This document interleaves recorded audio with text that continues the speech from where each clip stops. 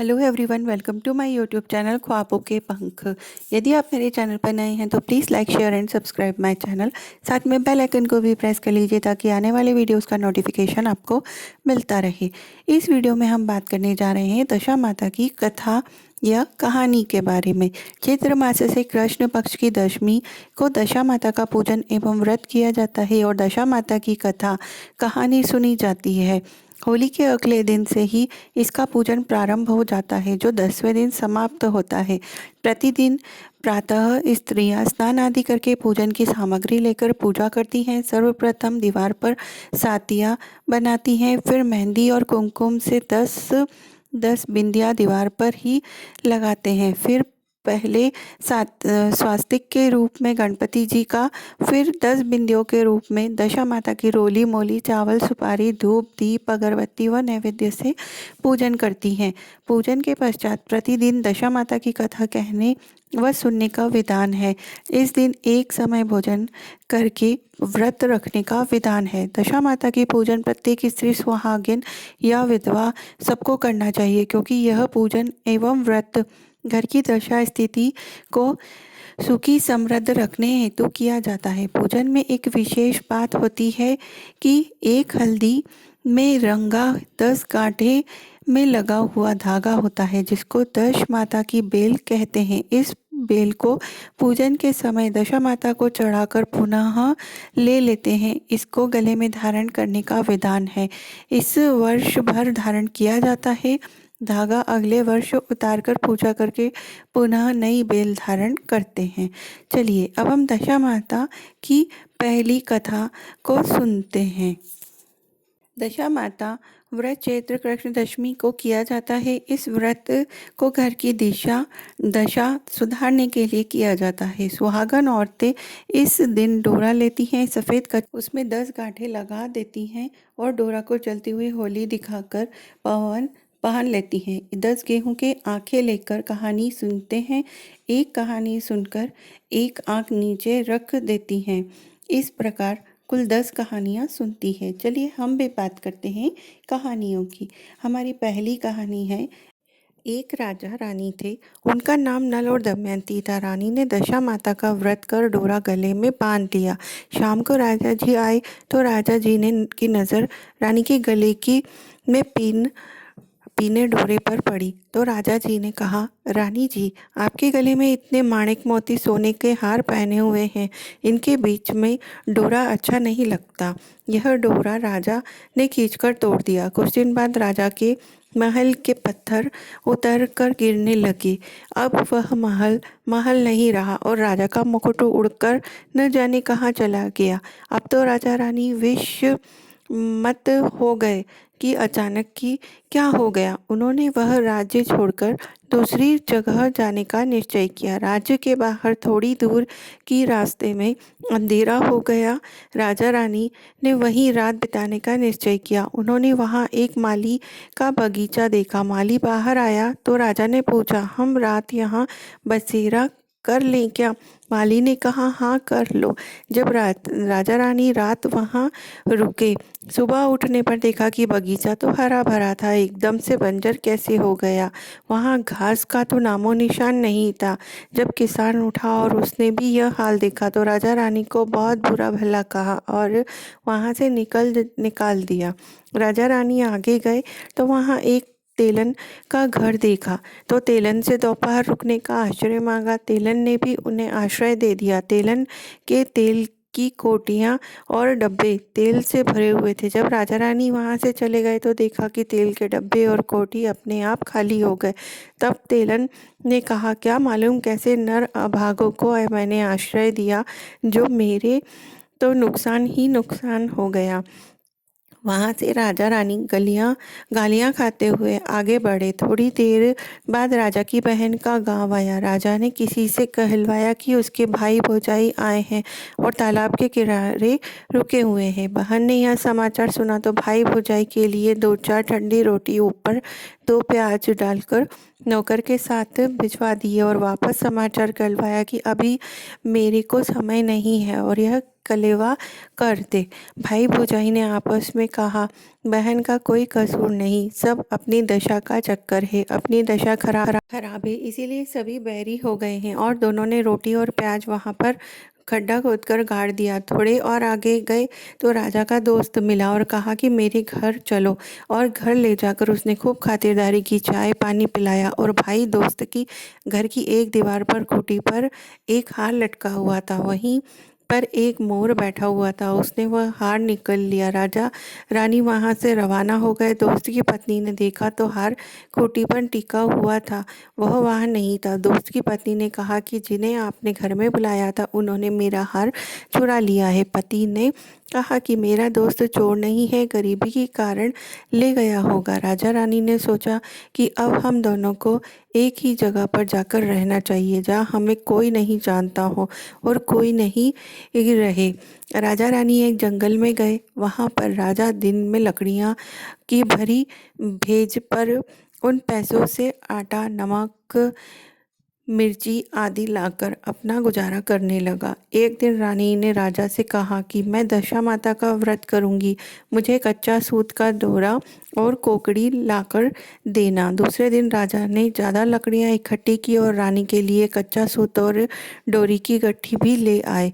रानी ने कहा कि मुझे यह डोरा बनाना और होली की चाल देखनी है, उसके बाद पूजा करनी है और कथा सुननी है। दूसरे दिन राजा पूजा पाठ की सामग्री ले आया और खुद ने भी पूजा की और कथा सुनी। और होली को देखने के लिए वह गांव से थोड़ी दूर आ गए, जहाँ कुछ लोग रहते थे। वहाँ पर कुछ औरतें पूजा कथा कर रही थी।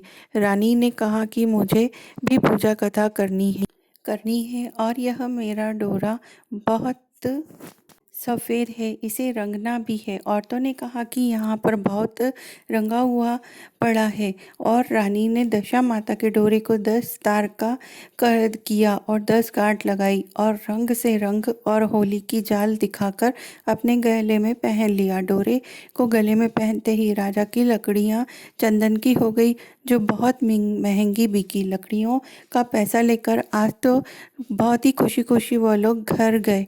रानी भी पीपल की पूजा कथा करके दशा माता की कहानी सुन के घर के लिए रवाना हो गई। वहाँ दशा माता की समेत 10 कहानियाँ सुनी। 10 गेहूं के आंखें लेकर कहानियाँ सुनी और एक एक कहानी सुनते हुए एक एक आंखा नीचे रखती गई। उनमें शिव पार्वती जी की, लोबिया तोबिया की, गजानंद जी, आरी बारी, कान कवारी और भी छोटी मोटी मिलाकर 10 कहानी सुनी। घर आई तो राजा ने कहा कि मैं बहुत सारा पूजा का सामान लेकर आया हूँ, तुम खूब आनंद से पूजा करना। हमारी सारी लकड़ियाँ चंदन की हो गई, जो खूब महंगी बिकी। रानी ने राजा से कहा कि आज दशा माता का व्रत करके डोरा पहना है, अब हमारे आनंद ही आनंद हो जाएंगे। राजा ने कहा, अब हम हमारे राज्य में वापस चलते हैं। राजा रानी वापस अपने राज्य की ओर चल। रास्ते में पहले दोस्त के घर जाते हैं। दोस्त ने कहा, आओ आराम कर लो। राजा ने कहा कि तुम्हारी पत्नी ने पहले भी हमें चोरी का इल्ज़ाम हमारे ऊपर लगाया था, अब रुक कर क्या करें। दोस्त ने फिर भी उन्हें रोका और पहले वाले ही कमरे में बैठा दिया, चाय पानी और कलेवा करवाया। राजा रानी ने देखा कि जो खूंटी पर मोर बैठा हुआ था उसने वह हार वापस उगलना शुरू कर दिया। तो राजा ने दोस्त को आवाज़ लगाई और कहा कि देख, तुम्हारा हार मोर वापस उगल रहा है। दोस्त ने देखा तो उसे विश्वास हो गया कि मेरा दोस्त की दशा खराब होने की वजह से उसके दिन खराब हो गए थे। राजा फिर अपनी बहन की गांव से गया तो उसकी बहन ने बहुत बढ़िया भोजन करवाया, पर राजा रानी ने नहीं किया। जब पहले की जगह जहां उन्होंने गड्ढा खोदकर रोटी और प्याज को डाला था, देखा तो रोटी और प्याज सोने चांदी के हो गए थे, उन्होंने बहन को देकर वहाँ से चले गए और तेलन के घर पहुँचे तो तेलन ने उनके आने और रुकने पर मना कर दिया था और कहा कि पहले भी कौन अभागे आए थे जिसकी वजह से मेरे तेल के डब्बे और कोठियाँ खाली हो गई थी। राजा रानी ने कहा कि वह हम ही थे, हमारी दशा खराब चल रही थी, इसीलिए ऐसा हुआ और आपको भी हमारी वजह से कष्ट सहना पड़ा। तेलन ने वो तेलन के घर रुक गए तो तेलन ने देखा कि उसके सारे डब्बे और कोठियाँ वापस से तेल से भर गए थे। आगे आकर उन्होंने माली के बाग में विश्राम किया तो वापस खेत व बाग बगीचा हरा भरा हो गया। प्रजा को पता चला कि राजा रानी आ रहे हैं तो वो बहुत खुश हुए। राज्य में जाते ही रानी ने वापस से वह धागा डोरा जो था उसे वापस से पहन लिया तो महल वापस खड़ा हो गया और राजा रानी ने दशा माता की जय जयकार की। हे दशा माता, जैसा राजा रानी का टूटा वैसे दशा माता की कथा कहने वाले को, दशा माता की कथा सुनने वाले को, वह हुकार भरने वाले सभी को टूटना, सभी की दशा है दशा माता ठीक करना। मैं आशा करती हूँ कि आप सभी को दशा माता की कहानी पसंद आई होगी। आगे की कहानियाँ भी सुनने के लिए मेरे चैनल को please like, share and subscribe ताकि आपको आने वाले वीडियोस भी मिलते रहे। धन्यवाद। दशा माता की दूसरी कहानी। एक राजा था, उसकी 2 रानियां थी। बड़ी रानी की संतान नहीं थी, छोटी रानी के पुत्र था। राजा छोटी रानी और राजकुमार को बहुत प्यार करता था। बड़ी रानी छोटी रानी से ईर्ष्या करने लगी। बड़ी रानी राजकुमार के प्राण हर लेना चाहती थी। एक दिन राजकुमार खेलते खेलते बड़ी रानी के चौक में चला गया। बड़ी रानी ने राजकुमार के गले मई एक कला सांप डाल दिया। छोटी रानी दशा माता का व्रत करती थी। राजकुमार दशा माता का ही दिया हुआ था। दशा माता की कृपा से राजकुमार के गले में सांप बिना नुकसान पहुंचाए चला गया। दूसरे दिन बड़ी रानी ने लड्डुओं में जहर मिलाकर राजकुमार को खाने के लिए दिया। राजकुमार जैसे ही लड्डू खाने लगा तो दशा माता एक दासी का रूप धारण कर आई और राजकुमार के हाथ से लड्डू छीन लिया। बड़ी रानी का यह वार भी खाली गया। रानी को बड़ी चिंता हुई कि किसी भी तरह से राजकुमार को मारना है। तीसरे दिन जब राजकुमार फिर बड़ी रानी के आंगन में खेलने गया तो रानी ने उसे पकड़कर गहरे कुएं में धकेल दिया। चूंकि कुआं बड़ी रानी के आंगन में बना था इसलिए किसी को भी पता नहीं चला कि राजकुमार कहाँ गया। लेकिन जैसे ही बड़ी रानी ने राजकुमार को कुएं में धकेला तो दशा माता ने उसे बीच में ही रोक लिया।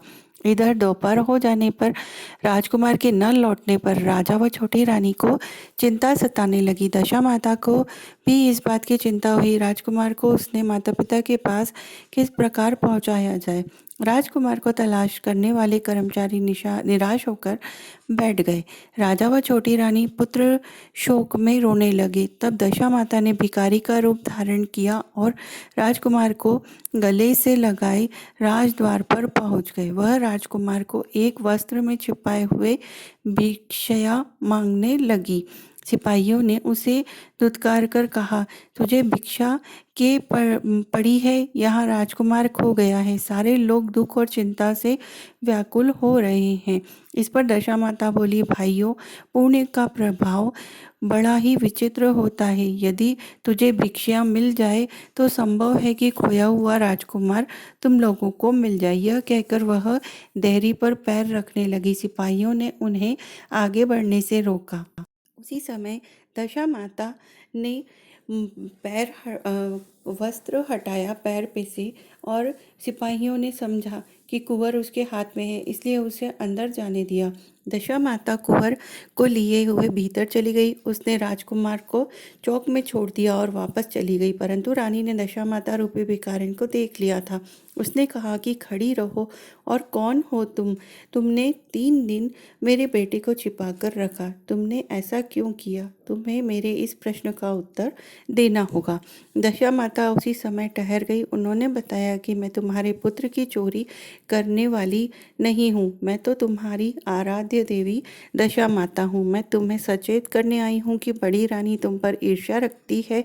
एक बार उसने तुम्हारे पुत्र को गले में काला सांप डाला था, जिससे मैंने भगाया। दूसरे दिन उसने उसके हाथ से मैं छीन कर ले गई, उसने जो लड्डू में जहर डाला था, और तीसरे दिन उसने आंगन के कुएं में उसे धकेल दिया था। और मैंने इसी बीच उनसे रोककर तुम्हारे बालक की रक्षा की है। इस समय मैं भिखारिन के वेश में तुम्हें सचेत करने आई हूँ। यह सुनकर छोटी रानी दशा माता के पैरों में गिरकर क्षमा मांगने लगी। छोटी रानी विनती भाव से बोली, जैसी कृपा आपने मुझ पर दर्शन देकर की है, मैं चाहती हूँ कि आप सदैव इस महल में निवास करें। मुझसे जो सेवा पूजा होगी मैं वो करूँगी। इस पर दशा माता बोली कि मैं किसी घर में नहीं रहती। जो श्रद्धापूर्वक मेरा ध्यान स्मरण करता है, मैं उसी के हृदय में निवास करती हूँ। मैंने तुम्हें साक्षात दर्शन दिए हैं, इसलिए तुम सुहागिनों को बुलाकर उन्हें यथाविधि आदर सत्कार के साथ भोजन कराओ और नगर में ढिंढोरा पिटवा दो कि सभी लोग मेरा डोरा ले और व्रत करें।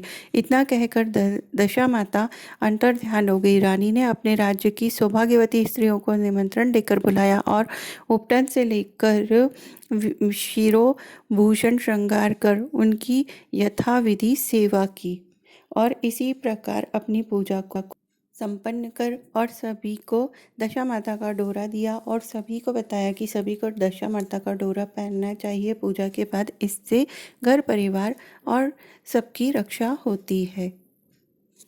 दशा माता व्रत की तीसरी कथा। एक घर में सास बहू रहती थी। बहू का पति परदेश में गया था। एक दिन सास ने बहू से गांव में से आग लगाकर भोजन पकाने को कहा। बहू गांव में आग लाने गई, पर किसी ने भी उसे आग नहीं दी और सभी ने कहा कि जब तक दशा माता की पूजा नहीं हो जाती तब तक आग नहीं मिलेगी। बेचारी बहू खाली हाथ घर लौट आई। उसने सास को बताया कि गांव भर में आज दशा माता की पूजा है, इसलिए कोई आग नहीं दे रहा है।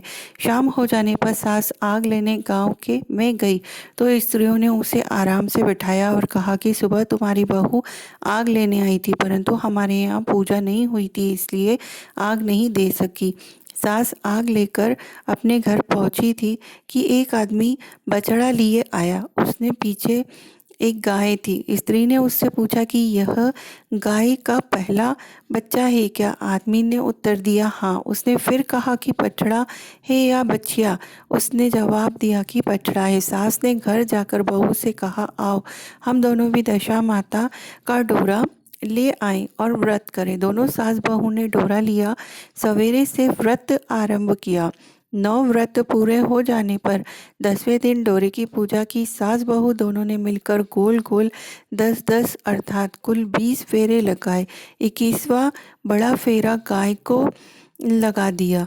पूजन समाप्त होने पर सास बहू दोनों पारण करने बैठी। उसी समय बुढ़िया के बेटे ने परदेश से लौटकर दरवाजे पर आवाज़ लगाई।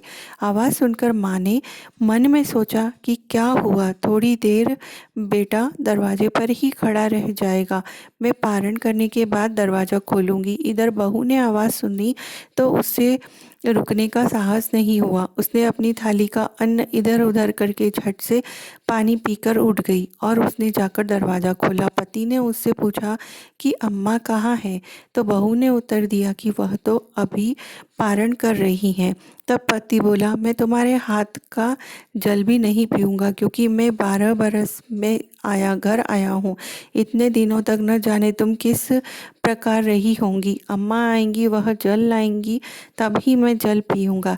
यह सुनकर स्त्री चुपचाप बैठ गई। इतने में उसकी अम्मा पारण कर अपनी थाली धोकर पी चुकी। तब वह लड़के के पास गई। उसने माँ के पैर छुए। अम्मा उसे आशीर्वाद देकर बेटे को घर में ले आई। माता ने थाली परोस कर दी। बेटा भोजन करने लगा। उसने हाथ में पहला ग्रास ही लिया था कि फेरों के वो टुकड़े जो बहू ने अपनी थाली में फेंक दिए थे, उसने माँ अपने बेटे के सामने आने लगी। बेटे ने माँ से पूछा, यह सब क्या हो रहा है? माँ बोली, मैं क्या जानूँ बेटा, बहू जाने। यह सुनकर बेटा आग बबूला होकर बोला, ऐसी बहू मेरे किस काम की जिसने चरित्र की तुम साक्षी नहीं हो। उसको मैं घर में नहीं रख सकता हूँ, इसे अभी घर से निकालो। यदि ये घर में रहेगी तो मैं घर में नहीं रहूँगा। माँ ने बेटे को व्रत का पारण का सब हाल बताकर हर तरह से समझाया, परंतु वह मानने को तैयार नहीं हुआ। वह यही कहता रहा कि इसे घर से बाहर करो, नहीं तो मैं इस घर में नहीं रहूँगा। जब लड़के का गुस्सा उतर गया तब बहू को बुला लूँगी। बुढ़िया ने बहू से कहा, देहरी के बाहर जाकर पेड़ के नीचे थोड़ी देर के लिए खड़ी हो जा। जब बहू पेड़ के नीचे खड़ी हुई तो पेड़ बोला, मुझसे हटकर खड़ी हो, मैं दशामाता के विरोधी को छाया नहीं दे सकता। इस पर वह वहाँ से चली गई। घड़ौची के पास गई तो घड़ौची बोली, मुझसे हटकर खड़ी हो, मुझ पर इतना भार घड़ों का होता है जितना तेरा है। वह यह हटकर घूरे ढेर पर खड़ी हो गई। घूरे का ढेर भी बोला, मुझ पर इतना भार कूड़े का है जितना तेरा, चल जा यहाँ से हटकर कहीं और खड़ी हो जा। इस प्रकार उसे कहीं भी खड़े होने की जगह नहीं दी किसी ने भी। वह अपने मन में बहुत दुखी हुई। वह जंगल में चली गई। जंगल में भूखी प्यासी घूमती फिरती एक सूखे कुएं में गिर पड़ी। वह उससे गिरी परंतु उसे चोट नहीं आई। वह नीचे बैठ गई। अचानक राजा नल वहां शिकार खेलते खेलते वहां पहुंच गए। उसके साथी बिछड़ गए थे। वह प्यास के कारण उसी कुएं पर आए जिसमें वह स्त्री बैठी थी। राजा नल के भाई ने कुएं में पानी के लिए लोटा डाला तो उस स्त्री ने लोटे को पकड़ लिया। भाई ने नल से कहा कि इस कुएं में किसी ने लोटा पकड़ लिया है। तब राजा नल ने कुएं पर आकर कहा कि तुम यदि पुरुष हो तो मेरे धर्म के भाई हो, और यदि स्त्री हो तो मेरी धर्म की बहन हो। तुम जो भी हो बोलो, मैं तुम्हें बाहर निकाल लूँगा। स्त्री ने जवाब दिया। राजा ने उसे बाहर निकाल लिया और हाथी पर बैठाकर राजधानी ले गया। महाराज को शिकार से लौटकर महलों की ओर आते देखकर सेवकों ने महारानी को राजा के आने की सूचना दी। सेवकों ने एक स्त्री को हाथी पर बैठा देखकर रानी को बताया। महाराज एक नई रानी भी साथ लाए हैं। यह जानकर रानी बड़ी दुखी हुई। इतने में महाराज भी वहां आ पहुंचे। राजा ने हाथ जोड़कर विनती की, महाराज मुझसे ऐसी रानी ने विनती की कि मुझसे ऐसी क्या गलती हुई जो मेरे साथ आपने ऐसा किया, दूसरा विवाह कर लिया। राजा नल ने हंसकर उत्तर दिया, वह तुम्हारी सौत नहीं ननंद है, मेरी धर्म की बहन है। तुम्हें उसके साथ अपनी सगी ननंद की तरह बर्ताव करना चाहिए। यह सुनते ही महारानी का मुख प्रसन्नता से कमल की भांति खिल उठा। वह बोली, अब तक मैं ननंद का सुख नहीं जानती थी, अच्छा हुआ जो मुझे भाग्य से ननंद भी मिल गई। राजा ने उसका नाम मुँह बोली बहन रखा और उसके अलग महल बनवाया। उसने दिन सब सुखपूर्वक बीतने लगे। एक दिन राजा की घोड़ी का बच्चा हुआ तो राजमहल की स्त्रियां बधाई गीत गाने लगी। मुँह बोली बहन ने अपने दासियों से कहा, बाहर जाकर पता करो कि किस बात की बधाई दी जा रही है। दासियों ने बताया कि महाराज की घोड़ी ने अच्छी घड़ी में एक उत्तम बछड़े को जन्म दिया है, उसकी बधाई गाई जा रही है। मुँह बोली बहन ने पूछा, क्या घोड़ी ने पहली बार जन्म दिया? दासियों ने उत्तर दिया, हाँ। तब मुँह बोली बहन ने महारानी के पास जाकर कहा, आओ भाभी रानी, हम तुम दोनों दशा माता का डोरा ले। रानी ने पूछा, डोरा क्या चीज़ है, मुझे समझाओ। वह बोली, दशा माता के व्रत का यह नियम है कि पहले पहल जब गाय या घोड़ी या स्त्री के प्रसव की खबर सुने तब डोरा लेकर व्रत आरंभ करते हैं। 9 व्रत करने के बाद 10वें दिन डोरे का पूजन करके विसर्जित करते हैं। इसी के साथ उसने पारण का नियम भी बताया। तब महारानी बोली, तुम्हारा व्रत तुमको फले, मैं पूड़ी और दूध की खीर खाने वाली रानी। महारानी, भला बन फरवा गोले की पापड़ी खाकर कैसे रह सकती हूँ, ऐसा कहकर खाए मेरा दुश्मन। वह बोली, भाभी मुझे जो चाहे कह लेना, परंतु व्रत के संबंध में कुछ मत कहना। मैं इसी व्रत के उल्लंघन के कारण मारी मारती फिरती रही और मैं आपके दहेश में आ गई हूँ। महारानी ने उदासीनता के साथ कहा, मुझे क्या पड़ी है, तुम्हें जो अच्छा लगे वह करो, मैं मना नहीं कर रही हूँ तुम्हें। तुम जो चाहे वो करो, मैं तुम्हें मना नहीं कर रही हूँ। मुँह बोली बहन ने श्रद्धापूर्वक डोला लिया। 9 दिन तक व्रत किया, विधि विधान से पूजन किया, गोला फरा बनाए और संध्या को पारण करने बैठी। उसी समय उसके पति को अचानक कुछ प्रेरणा सी हुई और वह अपनी माता से आज्ञा लेकर अपनी पत्नी को ढूंढने चला गया। घूमते फिरते वह राजा नल की राजधानी में पहुंच गया और अपनी पत्नी का पता लगाने लगा। उसने एक कुएं पर कुछ औरतों को बातें करते देखा। एक कह रही थी कि राजा की मुंह बोली बहन बहुत ही सुंदर ही स्त्री है, आजकल उसी का किया हुआ सब कुछ है। दूसरी स्त्री बोली वह सुंदर होने के साथ साथ धर्मात्मा भी है, जब से आई है तभी से उसने सदा व्रत खोल रखा है, उसने दरवाजे से कोई भी व्यक्ति खाली नहीं जाता। तीसरी स्त्री बोली वह जैसी धर्मात्मा जैसी सदाचारिणी भी है। चौथी स्त्री बोली वह सदाचारिणी और सर्वप्रिय भी है, सारी प्रजा उससे खुश है। पांचवी स्त्री बोली यह सब तो उसी का है, सही है, परंतु अब तक यह पता नहीं चल पाया कि वह कौन है और कहाँ की रहने वाली है। उन औरतों की बात सुनकर वह साधु के वेश में राजा नल की मुंह बोली बहन का महल के द्वार पर जा पहुंचा।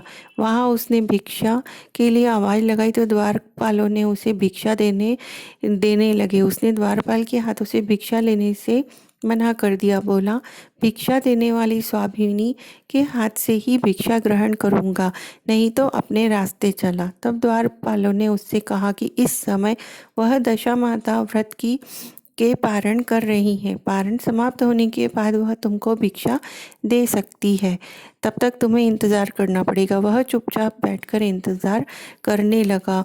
पारण करने के बाद वह मुट्ठी भर मोती लेकर आई, परंतु सामने उसने पति को पल्ला फैलाए देखा तो वह मुस्कुराते हुए लौट गई। दोनों ने एक दूसरे को पहचान लिया था। महारानी ने मुंह बोली ननन को मुस्कुराते देखकर कहा जब से तुम आई हो आज तक मैंने तुम्हें मुस्कुराते नहीं देखा, आज इस साधु को देखकर हंसने का क्या कारण है। मुंह बोली बहन ने उत्तर दिया कि वह साधु हमारे घर का है। रानी ने पूछा तब वह ऐसे क्यों आया है। उसने कहा कि वह अभी मेरा पता लगाने आए हैं। महारानी ने राजा नल से कहा तुम्हारी मुंह बोली बहन के घर के लोग आए हैं। राजा ने कहा उसने कह दो कि अभी यहाँ से घर जाकर वह वहाँ से हमारी हैसियत से आए, तब मैं बहन को विदा करूँगा। राजा नल की मुँह बोली बहन का पति घर जाकर अपनी माँ से बोला तुम्हारी बहू राजा नल के यहाँ उसकी बहन बनकर रह रही है। वह रोज सदा व्रत करती है और नियम धर्म से दिन बिताती है। तब उसकी माता ने उसे आज्ञा दी कि बहू को ले आओ। वह डोली पीनस बाजे गाजे कहार आदि के साथ यथाचित सज धज कर राजा नल की राजधानी में चला गया। राजा ने उसको यथोचित आदर सत्कार किया और कुछ दिन मेहमान नवाजी करके विधिवत बहन को विदा कर दिया। महल भी उसने पीछे पीछे चलने लगे लोग। तब महारानी बोली ननन जी तुम चली और मेरा महल भी ले चली, जरा पीछे मुड़कर तो देखो। जो ही उसने मुड़कर पीछे की ओर देखा तो राजा का संपूर्ण राजसी वैभव अचानक लुप्त हो गया। राजा की मुंह बोली बहन को अपने पति के साथ आनंद में रहने लगी, परंतु राजा नल का यह हाल देख राजा ने कहा कि अब हमारे दिन भी फिर गए हैं, अब हमें यहाँ से कहीं दूसरी तरफ और चले जाना चाहिए। रानी पतिव्रता स्त्री थी, इसलिए उसने राजा की आज्ञा मान ली। चलते चलते वे एक गांव के पास पहुंचे। वहां पर बेरी के पेड़ पर बेर लगे हुए थे। राजा रानी दोनों भूखे थे। उन्होंने बेरों को उठाया तो वो बेर लोहे के हो गए। इस प्रकार राजा रानी जिस वस्तु को हाथ लगाते वह कंकड़ पत्थर के हो जाते। इतने पर भी राजा रानी आगे बढ़ते गए। रास्ते में उन्हें एक व्यापारी मिला। व्यापारी ने राजा रानी को पहचान लिया। उसने राजा रानी को भोजन के लिए शेर भर आटा दिया। वे आटा लेकर नदी किनारे गए। वह रानी भोजन बनाने लगी और राजा नल स्नान करने चले गए। उस नदी में मछुआरे मछलियाँ पकड़ रहे थे। मछुआरे ने राजा को 4 मछलियाँ दी। रानी ने मछलियाँ भूनकर रोटी बना ली। राजा नल भोजन करने बैठे तो रोटियाँ ईंट में परिवर्तित हो गई और मछलियाँ उछलकर नदी में चली गई। वहाँ से चलकर राजा रानी अपने मुँह बोली बहन के यहाँ पहुँचे तो पता चला कि भाई भाभी आए हैं। तो उसने सेवकों से पूछा कि कैसे आए हैं। सेवकों ने बताया कि भिखारिन हाल में आए हैं। यह सुनकर उनकी बहन स्वयं भाभी से मिलने कुम्हार के घर गई। उसने भाभी के सामने थाल रखा तो भाभी ने कहा कि इस थाल में जो कुछ भी है कुम्हार के चक्के के नीचे रख दो और चली जाओ। ननंद थाल का सामान चक्के के नीचे रखकर चली गई। थोड़ी देर बाद राजा ने आकर रानी से पूछा, कहो बहन आई थी, क्या लाई थी? रानी ने कहा कि आई तो थी पर वो कुछ लाई थी, मैंने उसे चक्के के नीचे रखवा दी। राजा ने देखा तो वह भी कंकड़ पत्थरों के सिवाय कुछ नहीं था। राजा को समझते देर न लगी कि यह सब बुरी दशा के कारण हो रहा है। भला यह सब मेरे लिए कंकड़ पत्थर वो क्यों लाती? अब राजा रानी वहाँ से चलकर अपने मित्र के घर आए तो पता चला कि उसने पूछा कैसे आना हुआ। उन्होंने उत्तर दिया कि भिखारियों के हाल में आए हैं। मित्र ने दुखी होकर कहा, कोई बात नहीं, जैसे आए वैसे अच्छे आए, आखिर मित्र हो, उन्हें महल में ले जाओ। मित्र ने उन दोनों का स्वागत किया, स्वादिष्ट भोजन कराया। एक कमरे में उन्हें पलंग बिछवाकर उसमें खूंटी पर 9 का हार टंगा था। आधी रात के समय राजा तो सो गए परंतु रानी जाग रही थी। रानी ने देखा कि हार वहीं खूंटी के पास दीवार में एक मोर का विचित्र बना हुआ है। मोर धीरे धीरे हाथ को निकल रहा है। रानी ने राजा को जगाकर यह दृश्य दिखाया। राजा ने सोचा कि यहाँ से चुपचाप भागना चाहिए, नहीं तो मित्र हमें ये समझेगा कि हम चोर हैं और हमने चोरी कर ली है। बेचारे राजा रानी उठकर जंगल की तरफ भाग चले। दोनों ने चलते चलते एक दूसरे की राजधानी में पहुँच गए। वहाँ अतिथि और भिक्षुओं को सदाव्रत दिया जाने जाता था। वो दोनों की सदाव्रत लेने गए परंतु उस समय सदाव्रत बंद हो चुका था। वे अधिकारियों ने कहा कि यहाँ लोग न जाने कहाँ से आए हैं कि इन्हें देने के लिए कुछ भी नहीं बचा। उन्होंने एक मुट्ठी चने दे दिए। उन्होंने इस प्रकार अनादर और कड़वी बातों सहित दान देकर अस्वीकार कर दिया। दानाध्यक्ष की निंदा करते हुए बोले कि ऐसी कंजूसी है तो सदाव्रत देने का नाम ही क्यों करते हो? दानाध्यक्ष बोला, यह तो बड़ा घमंडी भिक्षु के भीख भी मांगता है और साथ में हवालात में डाल दूंगा तुझे ऐसी अपशब्द भी बोलता है। इस प्रकार दोनों को एक कोठरी में बंद कर दिया। एक एक मुट्ठी चने दोनों के खाने के लिए मिलने लगे। जिस कोठरी में राजा रानी बंद थे उसी के पास आम रास्ता था। एक जमानदारी राजा की घुड़साल साफ कर उसी रास्ते से निकल रही थी। एक दिन वह बहुत देर से निकली। रानी ने उससे पूछा कि आज तुम्हें इतनी देर कैसे हो गई?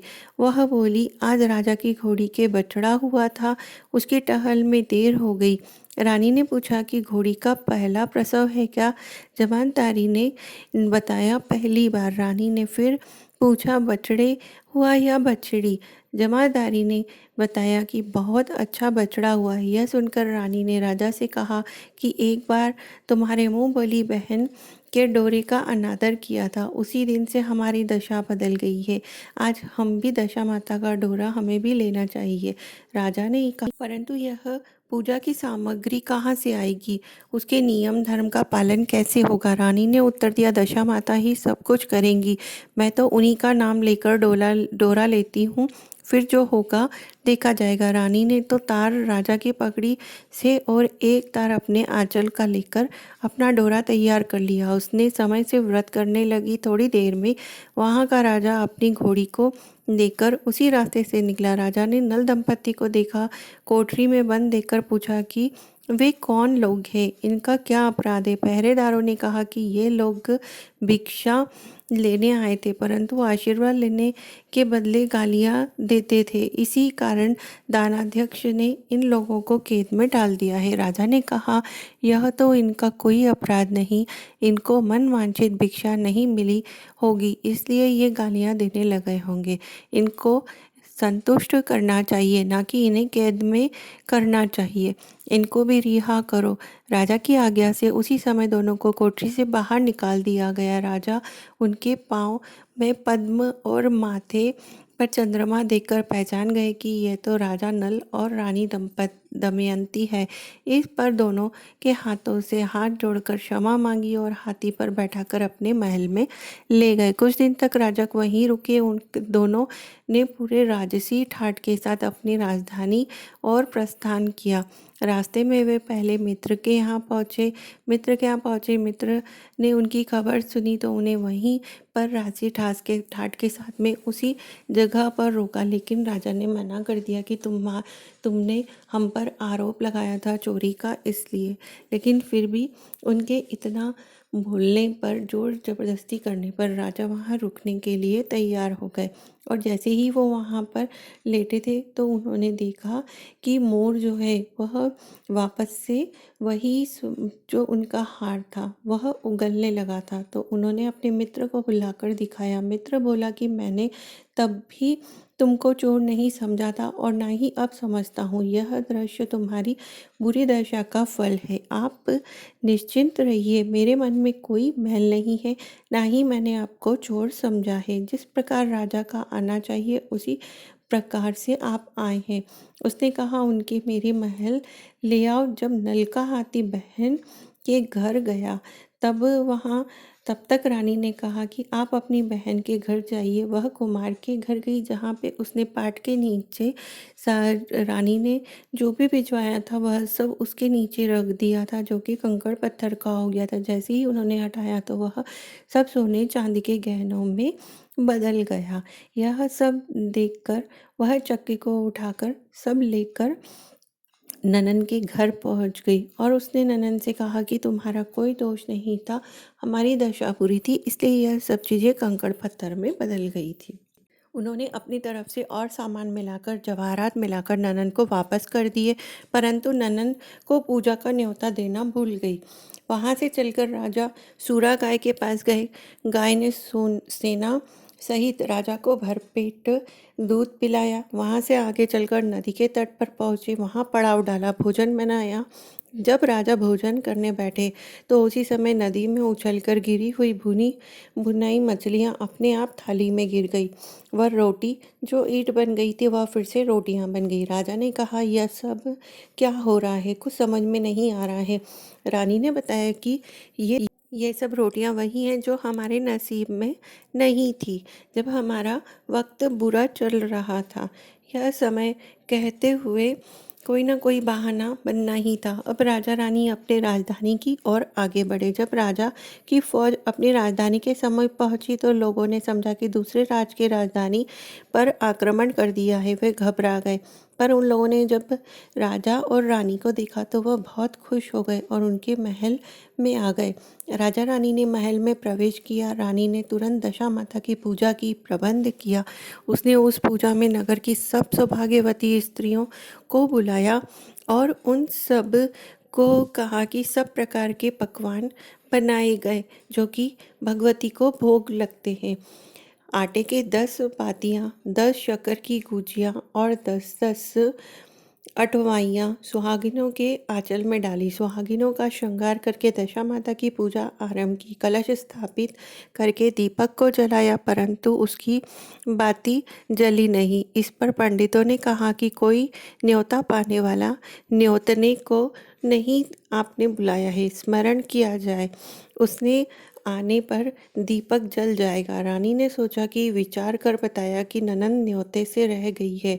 पंडितों ने कहा कि उसे फौरन बुलाओ। राजा ने अपनी दूरगामी रथ भेजकर अपनी मुँह बोली बहन को बुलाया। उसके आते ही कलश का माणिक दीपक प्रज्वलित हो गया। वहीं धूमधाम से पूजा की गई। अंत में सुहागिनी को भोजन करवाया गया, विदा किया गया। इस पर राजा ने राज्य में आज्ञा जारी की कि मेरी प्रजा के लोग व्रत करेंगे, वो भी दशा माता का, पूरी भावना के साथ में। भगवती माता ने जिस प्रकार राजा नल के दिन फेरे, उसी तरीके से माता रानी सभी के दिन फेर दे, ऐसी कामना के साथ आगे भी आप बने रहिए इस वीडियो में, ताकि आपको आगे की भी कहानियाँ जो हैं वो सुनने को मिलती रहें। धन्यवाद।